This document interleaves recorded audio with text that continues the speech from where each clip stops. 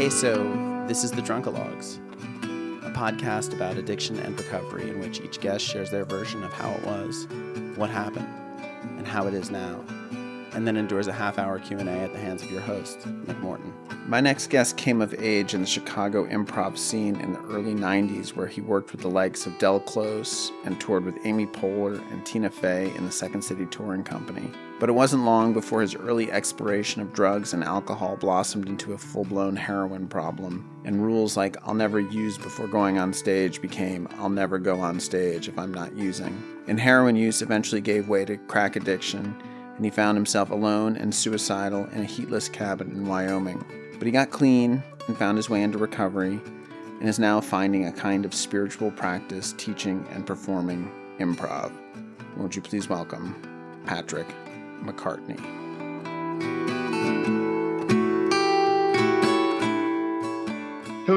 I was born and raised on the west side of Manhattan, and my mom and dad were married very young, and they had us when they were like just turned 30.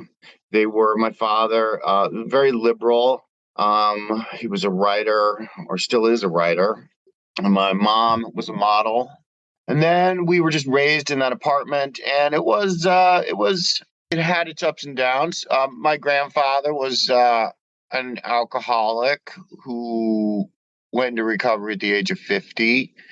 And on that side of the family, on my father's side of the family, the effects of that still lingered. And my mother had some depression issues. You know, it was let me just put it this way. It was a very, I was able to explore the arts, but it got pretty dark sometimes in our apartment on the Upper West Side. Did your parents drink? My parents, they stopped drinking when my brother and I were young. They were drinkers until maybe fourth grade, and then they stopped drinking for 20 years, and then they started again. They didn't do AA. My dad had what I don't want to speak for my dad, but from what I can recall, my mother didn't like sharing, and my father had a difficult relationship with his dad, and his dad was Mr. AA in Florida when he got sober. So they just did it on their own. My dad was very productive in that time period. He wrote a lot. What kind of writing did he do? He did a lot of investigative journalism. Right. And he wrote a couple of books, one about the Bechtel Corporation called Friends in High Places, one about the Teapot Dome scandal, one about the Oregon Trail. Yeah, he was very productive. At what point did you start to experiment with drugs? Yeah, so I started using, it's funny, I was thinking about this. I started using probably end of freshman year in high school. Right. How did it start? I remember, it's always funny to me, what my subconscious is allowing me to remember and how it's allowing me to remember it. But I seem to recall playing quarters with some of my brother's friends and trying to keep up. For me, it was with pot and drinking. For me, it was always escape as a boy, feeling this sort of disconnect between the mind or the spirit and the body, never feeling comfortable in my own skin. And when I found liquor and drugs, I want to say I was like, whoa, yes. But I feel like for me, it really didn't really, it was immediately it was there. I was a freshman at the end of freshman year in high school, I was drinking and smoking pot. And by the end of high school, I was using cocaine. I'd been kicked out of prep school, and I was in Massachusetts, and I graduated from school in Manhattan. And one of my friends was like the big coke dealer in New York. And I got pretty heavy into coke then, but even then I didn't go into any sort of recovery. And then I went to college. What did you get thrown out of school for? For prep school, I was caught in. First thing that happened was I was sneaking into my girlfriend's dorm. Where were you in school? It's a place called Tabor Academy. It was in Marion, Massachusetts. It's a big sailor school. Right. I had fun there. It was a very it was very like there was a lot of water and dramatic weather, which I love. I love that. And I had never been on the water until that. So I was there freshman to junior year, and I failed. Well, at first I was caught in my girlfriend's dorm, and then I was on house arrest, and then I told the housemaster to go fuck himself, and then I failed chemistry. So it was like a series of things. And then they kicked me out of the summer. And your friend was dealing coke at Tabor? No, this was at a school called PCS. This was a school in New York. Yeah, he wasn't dealing at the school, as far as I know. He was just a guy who he grew up in like Midtown Manhattan. It was a school called the Professional Children's School, and it was a lot of like dancers and a few actors and models. And this was like the 80s. So he was like the guy who was going out to, the clubs, and he was like one of those guys. Yeah. Right. So then I went to SUNY Purchase. I auditioned for college, and I got into SUNY Purchase to the acting conservatory. I stayed there for one semester, and I moved to Chicago when I was 18. And I think in Chicago, I would say it's really when I feel like alcohol really attached itself to me. Like I was all in. Right. I was all in. This is how I want to be every day. Why? I'm curious, did you leave SUNY Purchase? I got kicked out of SUNY Purchase. It was just a pattern of being kicked out of every place. Right. And that was just for like, whatever, just being irresponsible. That was just being irresponsible. It was an acting conservatory, so I wasn't that into it. The kind of actors that I admired were the kinds that seemed to be able to get away with using and be on stage at the same time. Second City is why I moved to Chicago. Right. My idea of Second City back then was, guys like John Belushi and that kind of wild behavior. Yeah. And so when you moved to Chicago for Second City, is there some sort of like audition process for Second City, or is it kind of like you get in at the lowest level and work your way up? What was your plan and how? Yeah, so I didn't really have a plan. I just moved. I took a train one way to Chicago from New York. And my plan was to like go to a blues bar and meet a girl, fall in love. Yeah. So I got there and I went to see a show, and some people that are still doing it and that are great, like Dave Pasquesi was on the stage, and wow. I went up and introduced myself, and I was like, "Hey, I'm here to join you guys." And they were like, "Who the fuck are you?" So then I started taking classes at Second City. Right. And then I found out about Improv Olympia, which I hadn't known about, and Del Close. So I started getting involved there, started improvising a lot, because back then it was sort of still small. Right. And there was a lot of stage time. So I got to I really learned how to improvise at Improv Olympia. I can't say I really learned how to improvise at Second City, but I ended up getting hired by Second City at 24. Right. Tour the country. How cool. Yeah, it was fun. And then it was just like a constant, like getting to a certain point, sabotage, getting to a certain point, sabotage, getting to a certain point, sabotage. And what was the, who were you touring with? Like, were there people that like, whatever? Yeah, on my tour code was me, my friend who I work for or with now, Ali Faranakian at the Pit in New York, Tina Fey, Amy Poehler, Bill Cott, Rachel Hamilton. Yeah, it was a great time to be in Chicago, man. The Chicago is like Michael Shannon was doing a play down the street, and Adam McKay was your roommate, and Tina Fey was working on. Adam McKay your roommate? Adam McKay was my roommate. Yeah. No way. Amazing. Yeah. And what was your plan at that point? Like, were you thinking, oh, I'm going to like get on SNL, like Don't Think Twice? Or are you thinking like, I don't think I had that's definitely something I wanted. I did audition for SNL, and I remember, God, these stories, man. I remember getting loaded in the dressing room before the audition. Wow. Yeah. And how did that go? I thought it was a good audition. I mean, it was one of those things, like I auditioned when Seth Meyers and I think Jack McBrayer auditioned. So I would improvise and I would do plays, and I was part of a theater ensemble called the Center Theater uptown. And there was an actor there who used to get China White sent to him from New York.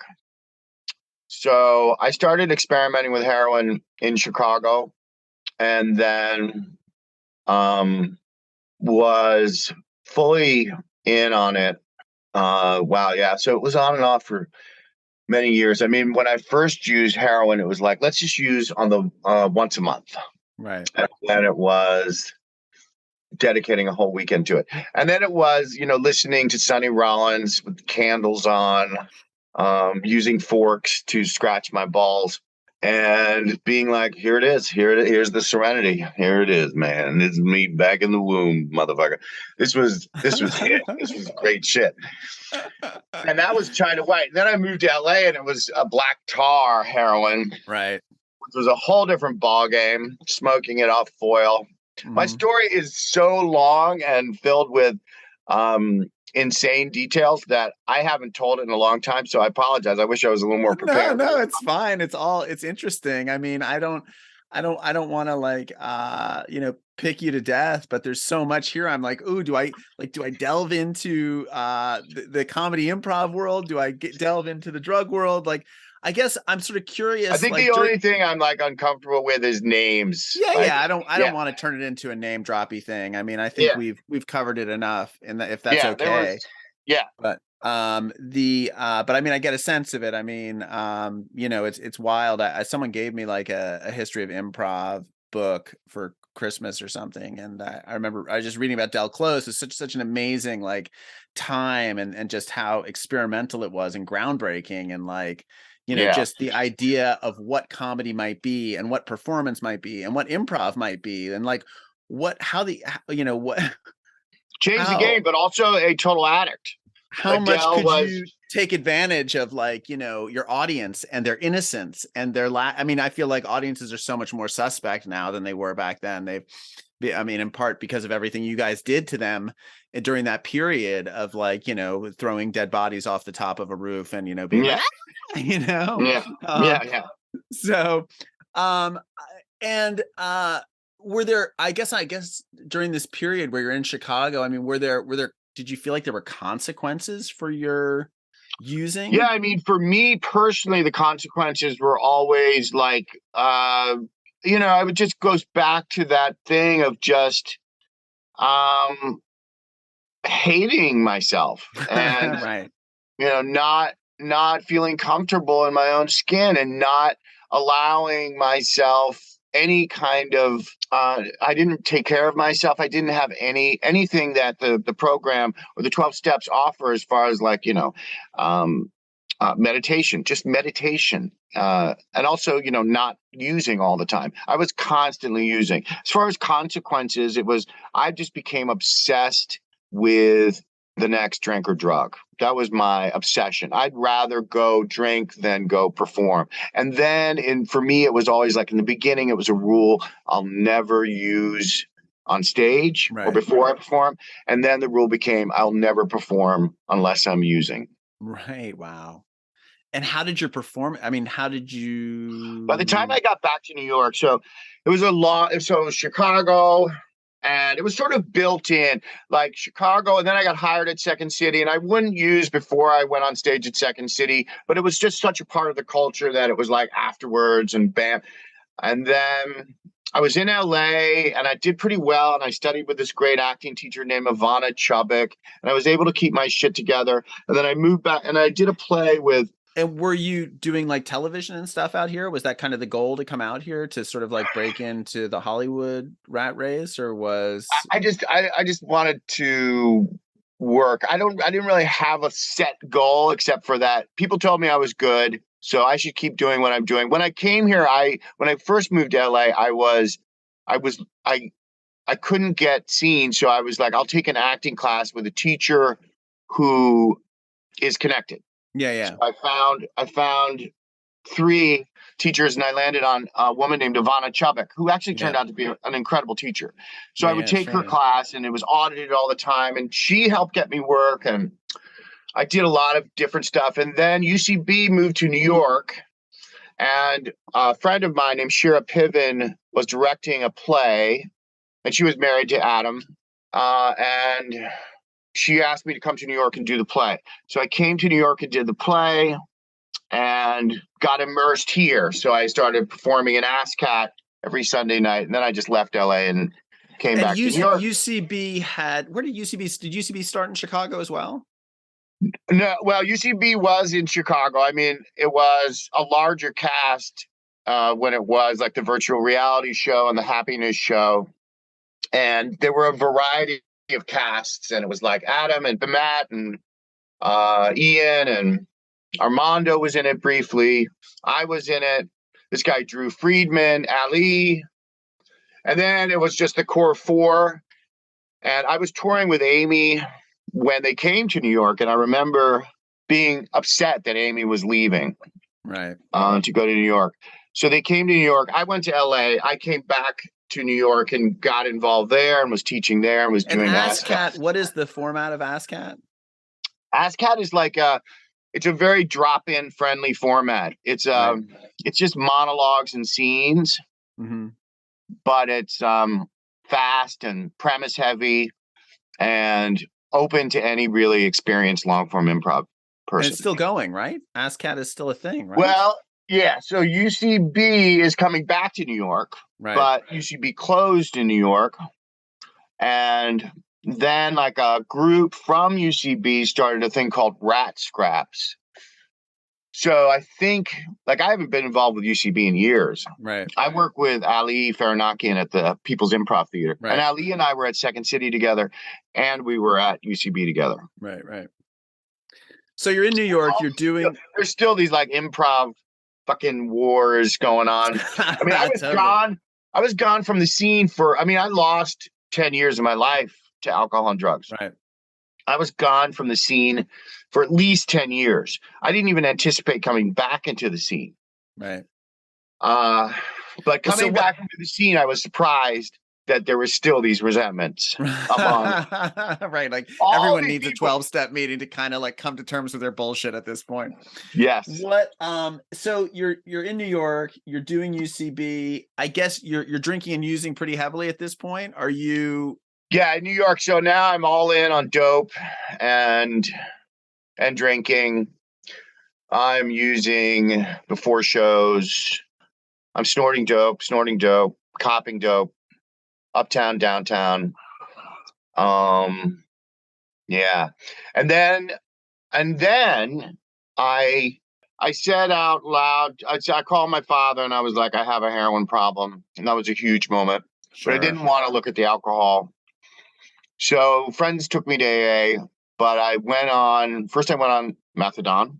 Mm-hmm. I was in a methadone clinic in Long Island City in Queens for like a year. And that was a whole thing unto itself. And then I got on Suboxone, and I was on Suboxone for like a long fucking time. And then I got heavily into coke and crack. Right. And so then how long were you on Suboxone for? I would say at least 10 years. Oh, wow. That is a long time.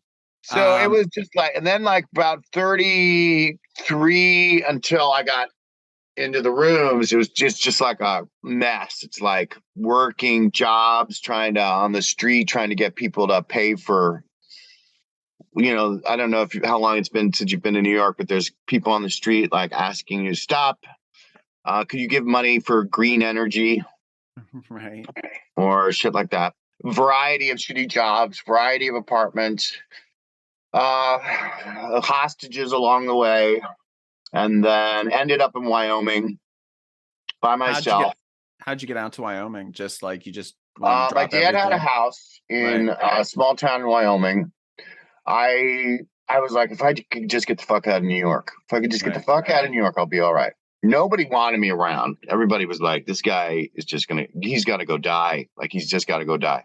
I never went to a rehab, which it took me a little while to get past that resentment. But Who I do you don't know what resent? Who happened. did you resent? You just resented your parents for not like being like, I don't know. I don't know. I think I just felt entitled, to like somebody should have intervened in yeah, Patrick's life. yeah. Why not? I should have been on. Dr. Drew should have flown in. And how old were you when you hit Wyoming? I was 42. Right. And So there's this and house in Wyoming, and and I get at what's your like cocaine use look like at that point? this point I'm like all in on crack, Right. like breaking stems, cutting my hand, like buying, just hustling, buying, stealing shit. I was the guy you would not want around. I But I was mean, like, if you get like a crack habit, like I think you're the first person on here who's had a crack habit. Like, I mean, what's it feel like towards the end? I mean, is there enjoyment in it, or is it like heroin where you're just trying to not be sick? yeah, I mean, the truth is, like, if you're buying crack regularly, maybe 10% of the time it's good. And if it's good, it's called the butter. And if it's the butter, it's great. But I mean, the Right. high lasts for 5 minutes and you want more. Right. It's brutal. Crack is like you're immediately powerless over crack. Right. Like, it doesn't, Right. there's no yeah, I don't know anybody that can like use crack manageably. Right. Little Yeah, I met social crack crack habit. when I was online at the methadone clinic is when I met crack. Really, like some other guys waiting there, and they just is Yeah, like getting yeah. high on. Like I was at a methadone clinic, and it was just like you'd have to. It was only open for an hour and a half, and the line started at like 6 a.m. And on the line, people were just passing like Xanny bars and crack, and there was just slinging going on up and Right. down the line. And then you'd get your little cup of methadone. And if your drug test, they tested you randomly. So if there was no coke in my pee, I could get one overnight, but there was always coke in my fucking pee. So And then I'm like drinking St. Ides. I'm drinking, like, I'm going into bodegas and wearing trench coats in like the middle of the summer, so I could slip 2 St. Ides into my pockets, and my stem will break on the street and I'll still use it. My hands are bloody. I have got no money. are you still on Suboxone at this point? I'm still on Suboxone, but I'm like lowered of the Suboxone. So I'm sort of selling some Suboxone along the way. Right. Right. Right. So, yeah, I mean, it's like, it's amazing. Like, to go back, I'm going to those meetings now where we're just like living in the solution. Yeah. So Yeah. my Totally. brother's like, I want you to do this thing. And I'm like, oh God, Oh I God, got what to was it remember like? this. Do I even really Yeah, want to it was dredge up terrible. this shit? It was so bad. I had to go to Yeah, AA. yeah, no, that's true. It's like, wow, there was nothing left for me. No. It was bad. And So I was in so, Wyoming. I go to yeah, Wyoming. I'm like, I can just leave the crack, the drugs. I mean, I started dabbling again in heroin, even though I'm on Suboxone. I'm thinking to myself, maybe I can just start using dope again instead of the Suboxone, just sell the Suboxone. So I go to Wyoming. I have no drugs, just alcohol, and I'm alone in a cabin, and I try to kill myself. And still, there's one dude. So before that, I had said to somebody, I think I may have a drinking problem. She introduced me to a guy. He started taking me to AA meetings in New York. I would go to them drunk. I would go get like shooters before the meeting downtown, and then go to Wyoming.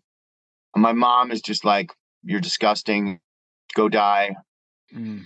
And it's a dark story, man. It's not, there's nothing good about this story, except for the fact that I got better. I mean, the only thing interesting about my story is like I mean, no, there's a lot of interesting things, but like the narrative should have been like, oh, Patrick, he drugs and alcohol, it's a terrible thing. But I got better.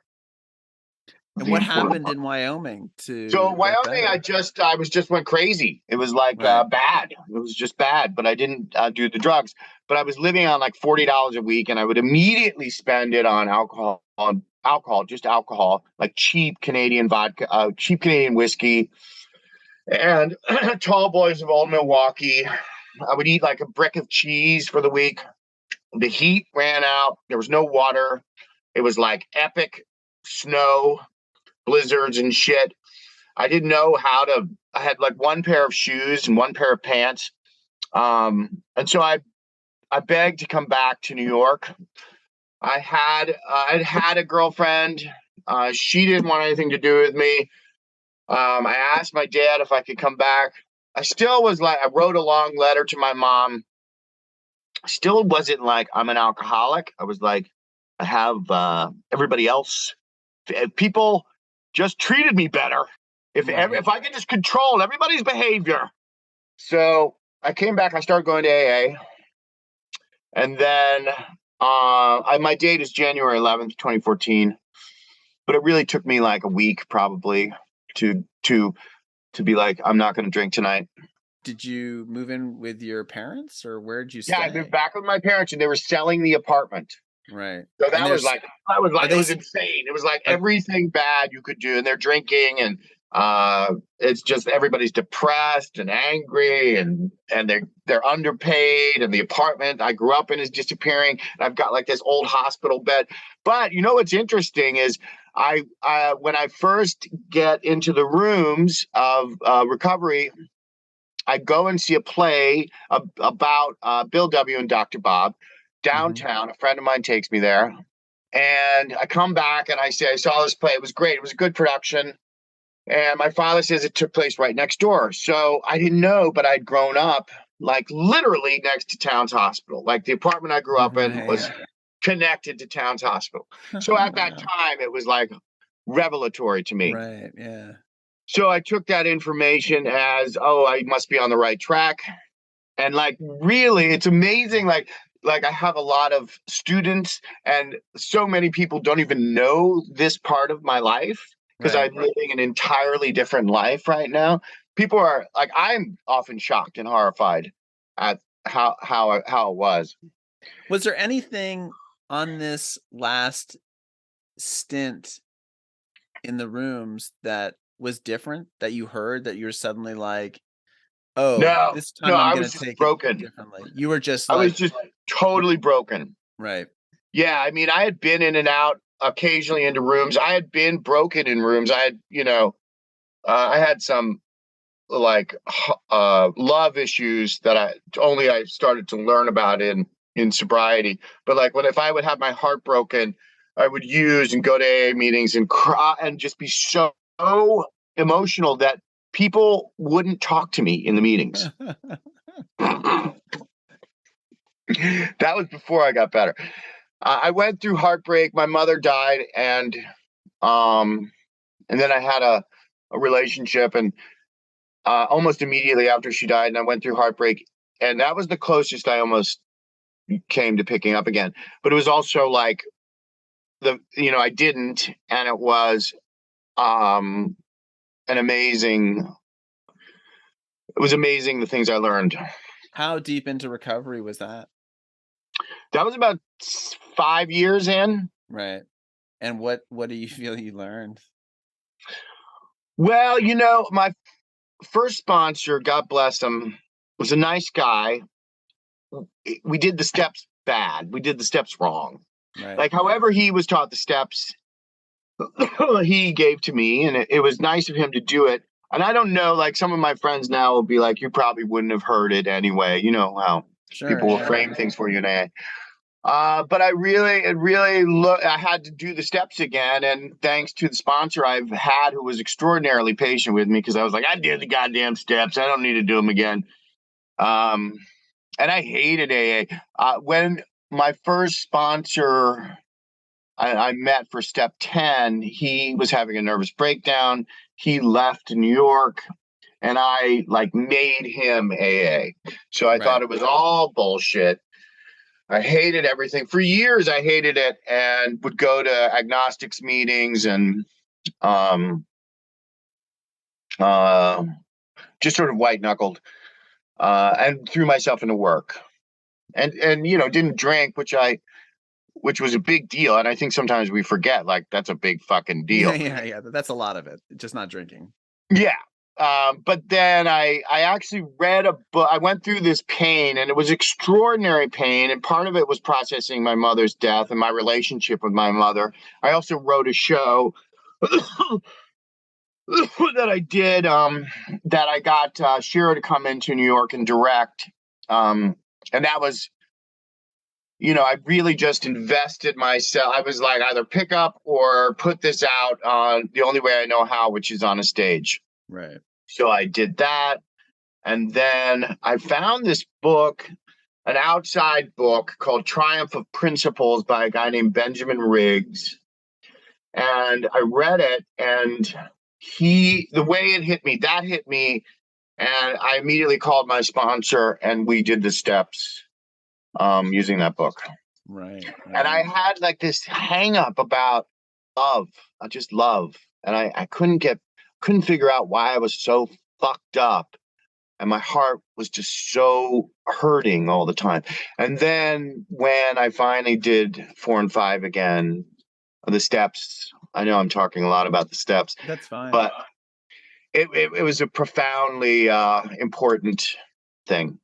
So it helped me a lot. I know a lot of people that don't. I mean, when I did my show, I met a lot of people that don't do AA or the 12 steps, and they're doing great. Yeah, sure. I'm for whatever works.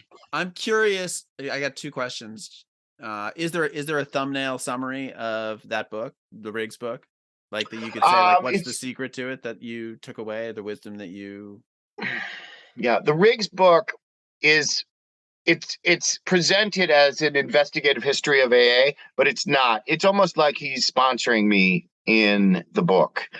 But what he does is he modernizes it, and he makes it accessible in a way that a good sponsor should, but I didn't have when I was first being sponsored. It's just something about that and his writing. I actually reached out to him and talked to him, because I was so grateful. Right. And he's this great dude, man. He's like this guy in Louisiana, and he's like writes for meditation magazines. And then I found the Sam Harris app. And then what about love in the 4th and 5th steps did you find? That's a great. Well, I mean, I remember meeting with my sponsor and saying, like, why can't I let go of this feeling? Why? And he's like, well, has it occurred to you that she may love you, but you can't control how she's loving you? And I was like, no, that hasn't occurred to me, because I need to know exactly how. So it was, the big one, control. Right. Acceptance. Control and acceptance. Yeah. And how has your relationship with your dad been? I mean, especially now, like you put your life back together using effectively the principles of Alcoholics Anonymous, which he grows up resenting the fuck out of. Like, what's that relationship I don't know if he's like? I think most people that resent AA they either have had, usually a bad experience with organized religion. Immediately they see God on the wall and they're like, fuck this place. And I don't know if it's been great. My relationship with my dad has been great. I mean, I've been able to be there for him, and it's been huge. And I got to reconnect with my mom in sobriety before she passed, and that was great too.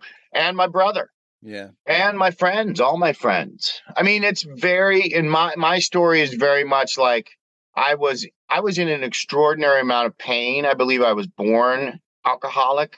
Mm-hmm. The pain was large in me. I mean, as it is for all of us, I think it's about pain, and it's how to live with that pain that sobriety brings me. And I just don't think I think it's hard to understand when people are actively using that person's in pain. Like, I think that's the thing we don't see. And was it difficult to like rebuild your work life after so Yeah, much it's wreckage? funny. Yeah, well, honestly, most people were like happy. Right, They were like, "We know you're a good dude, right, and we just didn't know how to help." right. Yeah, yeah. That's wild. So people were relieved. I mean, Yeah, that's sort of the impression I got. There were some things, getting back involved in what I'm doing now was just totally happenstance. I was a friend, my friend Ali reached out to me. I thought it was someone else. I said, "Who the fuck is this?" And he said, "It's Ali." And then I came to his theater and I checked it out. And then I started teaching it. I had to sort of like relearn how to communicate with people, how to be back on stage, especially sober. So I was able to start in sort of small scenarios. I would have small nobody.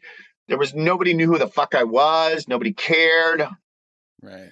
and I've been able to like absorb, relearn all the things that I remember, absorb the stuff that's been happening in the years that I've been gone, and give back. When did you go back to the pit? I've been at the pit for almost 7 years. Right, right, right. And it's extraordinary. I mean, it is. I am living a life beyond my wildest dreams That's amazing. because I had no dreams except for drug dreams and alcohol dreams. And now I perform regularly, and it's like it's. I hate to say, but it's very improvising for me has been a very spiritual experience.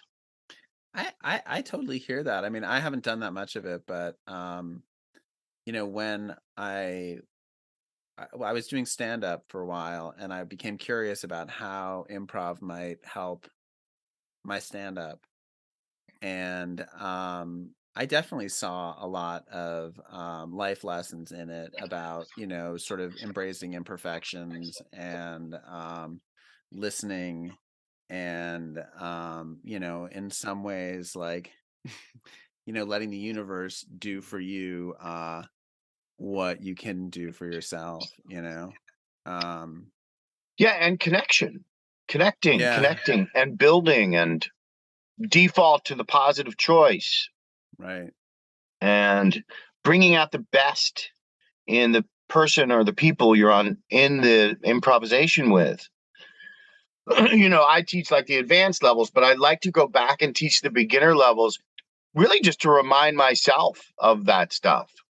Yeah. Like, and no matter how like complicated or finding the game it becomes, I want to go back to just like that foundation, which is like, I just want this person to feel like their idea is great and I'm going to help them make it work.